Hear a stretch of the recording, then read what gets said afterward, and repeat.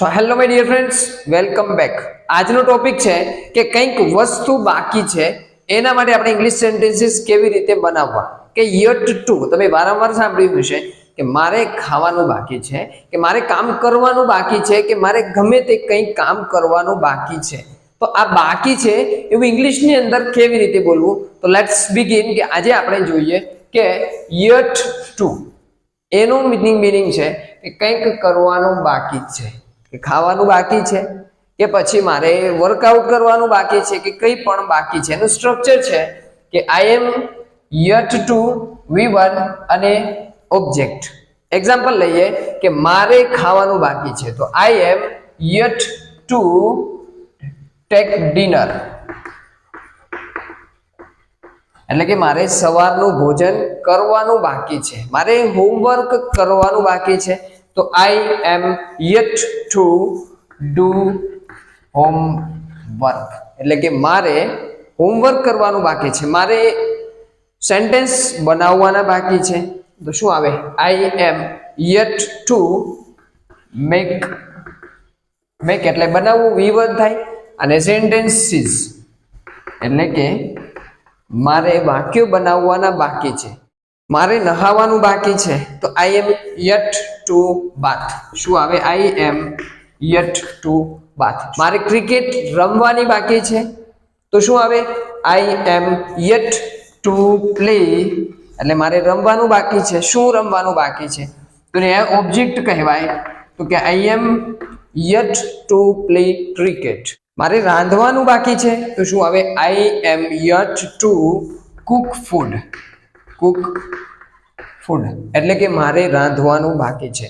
So friends, તમારે એવું બતાવવું છે કે મારે કંઈક કરવાનું બાકી છે, ત્યારે તમારે યટ ટુ અને V1 નો ઉપયોગ કરવાનો છે. કે વધારે સેન્ટેન્સની પ્રેક્ટિસ કરીએ કે મારે હિંમતનગર જવાનું બાકી છે, તો I am yet to go to Himmatnagar.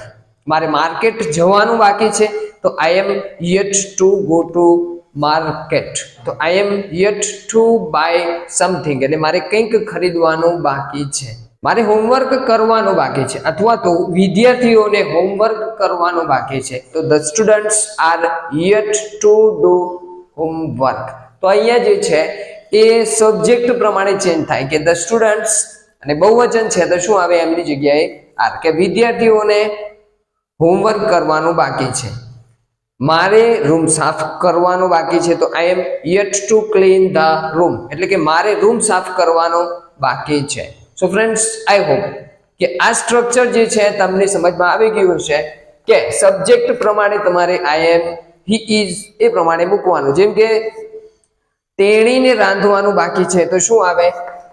She is yet to cook food. તેણીને રાંધવાનું બાકી છે. વિરાટ કોહલીને બેટિંગ કરવાનું બાકી છે, તો શું આવે? વિરાટ કોહલી. પછી યટ ટુ બેટ. શું આવે? યટ ટુ બેટ. એટલે કે બેટિંગ કરવાનું બાકી છે. હાર્દિક પંડ્યાને બોલિંગ કરવાની બાકી છે, તો શું આવે? હાર્દિક પાંડ્યા યટ ટુ બોલ. એટલે કે બોલિંગ કરવાની બાકી છે. તો ઇન શોર્ટ, કે જ્યારે કંઈક વસ્તુ બાકી છે એવું તમારે જો શો કરવું છે, તો V1 અને યટ ટુ એટલું સ્ટ્રક્ચર યાદ રાખો કે યટ ટુ ટેક ડિનર એટલે જમવાનું બાકી છે, યટ ટુ બાથ એટલે કે નહાવાનું બાકી છે, યટ ટુ પ્લે ક્રિકેટ રમવાની બાકી છે, યટ ટુ કુક ફૂડ એટલે કે રાંધવાનું બાકી છે. તો અન્ડરસ્ટુડ કે જ્યારે પણ તમારે કંઈક કામ બાકી છે એવું શું કરવું છે, તો યટ ટુ અને V1. પણ ફ્રેન્ડ્સ, જો તમને એવું કહેવામાં આવે કે પેસિવ સેન્ટેન્સ હોય, પેસિવ એટલે શું? તો અહીંયા મેં તમને એક્સપ્લેન કરેલું છે કે બે એક્ઝામ્પલ છે. મારે ક્રિકેટ રમવાની બાકી છે. અહીંયા સબ્જેક્ટ છે, કોઈ માણસ કામ કરે છે, બરોબર, પણ અહીંયા જુઓ કે ક્રિકેટ રમવાની બાકી છે, પણ કોને બાકી છે એવું ક્લિયર નથી. તો એવું સેન્ટેન્સ કે જેની અંદર તમને ઓબ્જેક્ટ જોવા ના મળે, એટલે કે તમે કે હું, કોઈ ના હોય, ખાલી કામ થતું હોય, ક્રિકેટ રમવાની બાકી છે, તો એવું સેન્ટેન્સ પેસિવ સેન્ટેન્સ છે. તો એના માટે શાનો ઉપયોગ કરવાનો? તમારે યટ ટુ બી. શું આવે? yet to be. ધ્યાન આપજો કે ક્રિકેટ પ્રથમ સબ્જેક્ટની જગ્યાએ છે, તો cricket is yet to be. Cricket is yet to be. અને રમવું એટલે પ્લે નું શું આવે? પ્લેડ એટલે V3 આવે. અહીંયા ખાલી આઈડિયા માટે છે કે cricket is yet to be played. Cricket રમવાની બાકી છે. હોમવર્ક કરવાનું બાકી છે. Homework is yet to be completed. તો શું આવે? V3 completed, yet to be completed એટલે કે પૂરું કરવાનું બાકી છે. યટ ટુ બી પ્લેડ રમવાનું બાકી છે. ગીત ગાવાનું બાકી છે. તો the song is yet to be sung એટલે કે ગીત ગાવાનું બાકી છે. રૂમને સાફ કરવાનું બાકી છે.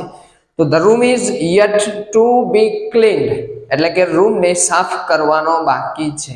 તો આ છે પેસિવ સેન્ટેન્સ. બંનેનું સ્ટ્રક્ચર થોડું ચેન્જ થાય છે કે યટ ટુ એટલે બાકી છે, પણ કેવા સેન્ટેન્સની અંદર? કે જ્યાં એક્ટિવ સેન્ટેન્સ છે, અથવા તો આપણે એમ બોલીએ કે જેની અંદર કર્તા છે, સબ્જેક્ટ છે, પ્રેઝન્ટ છે. અને બીજું છે કે જેની અંદર સબ્જેક્ટ પ્રેઝન્ટ નથી. સો ફ્રેન્ડ્સ, આઈ હોપ કે તમને આ સ્ટ્રક્ચર છે એ યુનિક છે, હેલ્પફુલ થશે. સો ફ્રેન્ડ્સ, જો તમને વિડીયો ગમે છે તો લાઈક અને શેર કરો.